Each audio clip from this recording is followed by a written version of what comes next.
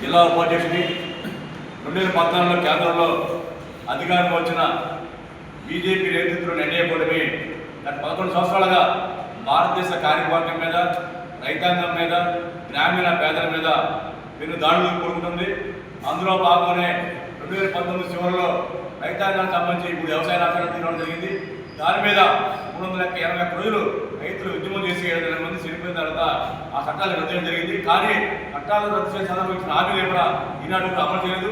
అదేవిధంగా 2019 నుండి గత 6 సంవత్సరాలుగా కార్మికులు సాధించుకున్న 44 చట్టాలలో 29 చట్టాలను రద్దు చేసి 4 కార్మిక కోడ్లు చేయడం జరిగింది. ఆ 4 కార్మిక కోడ్లు కూడా ఈ 2026 ఏప్రిల్ నుంచి అమలు చేయడానికి కేంద్ర ప్రభుత్వం ప్రయత్నం చేస్తుంది.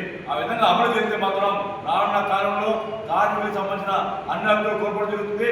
తద్వారా ఏఐటీసీ స్వతంత్ర పూర్వం నాటి నుంచి దేశంలో పోరాడి సాధించినటువంటి కార్మిక చట్టాలను బీజేపీ అధికారంలోకి వచ్చిన నాటి నుంచి వాటిని నిర్వీర్యం చేస్తూ 4 లేబర్ కోడ్ల పేరుతో కార్పొరేట్ సంస్థలకు అనుకూలంగా చట్టాలు మార్చడం జరిగింది.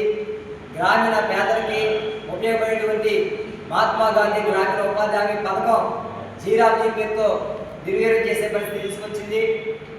బీజేపీ అందిస్తున్నటువంటి కార్మిక ఉద్యోగ ప్రజా వ్యతిరేక విధానాలపై జాతీయ కార్మిక సంఘాలు చేపట్టినటువంటి సమ్మెలో యావత్తు కార్మికులు పాల్గొని పట్టణ మండల కేంద్రాలు జరిగినటువంటి ప్రదర్శన సభలో పాల్గొని జయప్రదం చేయాల్సింది విజ్ఞప్తి చేస్తాం. ఈ దేశంలో ఉన్న బడుగు బలహీన వర్గాల్ని అందరినీ బానిసత్వం చేయడానికి కేంద్ర ప్రభుత్వం ప్రయత్నం చేస్తుంది.